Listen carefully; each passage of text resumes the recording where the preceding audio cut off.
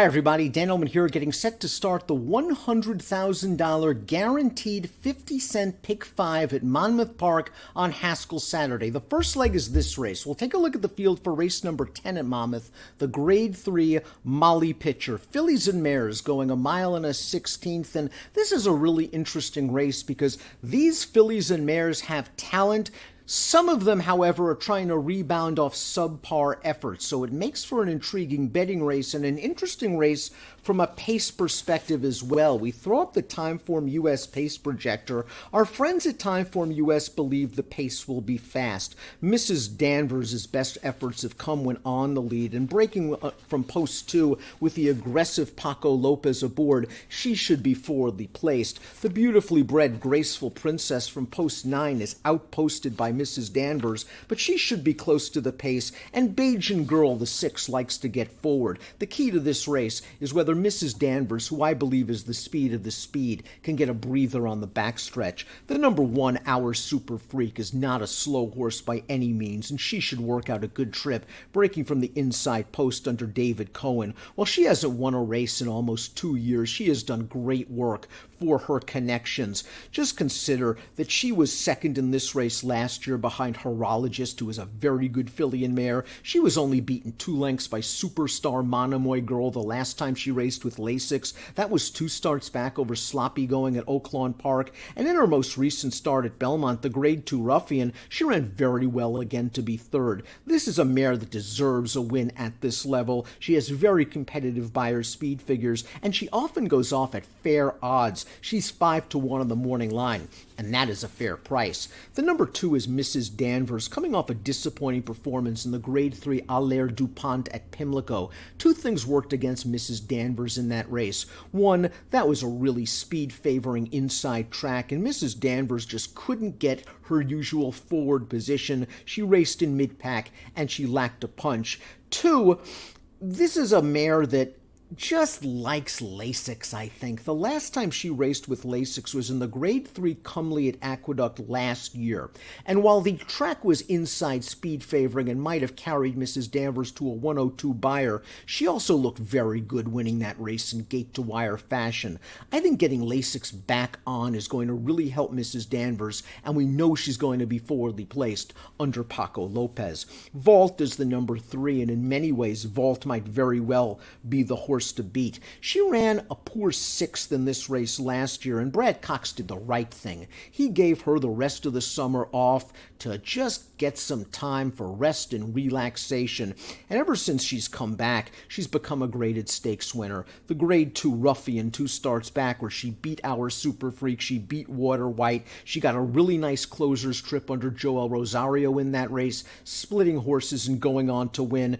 And really she had no chance last time out in the Fleur-de-Lis at Churchill Downs. A, she was running against the divisional leader, the sensational Latruska, and B, she tried to rally from last in a slow pace dominated by Latruska up front. Vault gets class relief, she should get some pace to run at, and she should move forward. The number 4 is Thankful. Thankful is a stakes winner at 1 1/8 on the dirt. Her last 3 races are somewhat disconcerting, but maybe she's a bit dirtied up. The Heavenly Prize 3 starts back, a 1-turn mile. I just think this horse wants 2 turns. The Top Flight Invitational 2 starts back, very wide every step of the way, and I just think that worked against her. And last time out, a total throwout, a turf race. She doesn't appreciate that surface. This is a filly that's shown potential. She's going to have to put it all together against this field, but she's going to be a great price for Todd Pletcher and Flavian Pratt.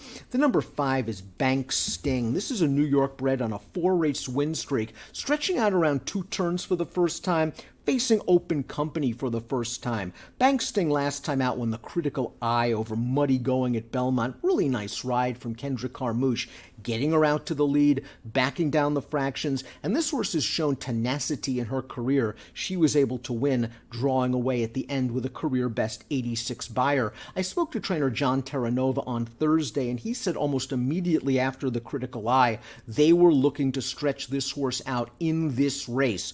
Bank Sting can be close to the pace in here, but I think the pace is going to be a little bit faster than what she's been used to, and I am a little bit concerned about her getting out to this 2-turn turn distance. Bajan Girl is the number 6, and she's a very underrated horse. She was third to Latruska in the Rampart in her final start as a 3-year-old, and this year she's also been graded stakes placed. Last time out in the Obeah, I don't think things worked out for her. It was a very fast pace that she was chasing against a good horse. Miss Marissa, the runner-up, would return to win the Delaware handicap with a 94 buyer, and I'm not sure the sloppy track worked to Bajan Girl's advantage as well. She's going to be close to the pace, and if Mrs. Danvers falters on the lead, Bajan Girl at a decent price might be able to control this when they turn into the stretch. Water White is the number 7, and the last race is a race you just throw a line through.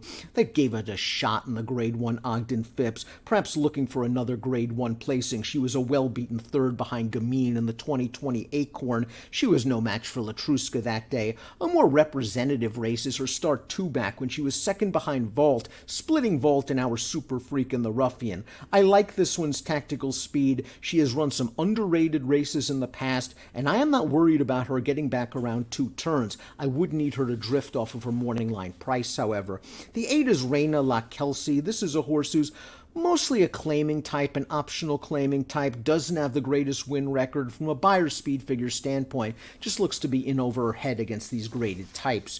And Graceful Princess, the number 9, you can't ask for anything more from a pedigree standpoint. She's by the all-world stallion Tappet out of Horse of the Year Havre de Grace, and she is muddied up in terms of form. Todd Pletcher took the blinkers off, and I'm sure he's been very interested to see what he could get with the blinkers off, and he's only had one of 3 races to find out. Graceful Princess can't stand up on a wet track. They ran her in the Go for One, she was beaten 16 lengths. They ran her in the Obeah, she was beaten almost 20 lengths. The race on a fast track without blinkers is easily good enough to win. 2 back in the Double Dog Dare, only beaten a neck by Bonnie South. Good tactical speed, beautiful pedigree. Pletcher keeps the faith by running her in this graded stakes race. 8-1 with Joel Rosario aboard. That's a very square price. We take a look at my top picks for the Molly picture. I think Mrs. Danvers getting Lasix back on and with a possibility of controlling the pace up front. That's an appealing proposition for me.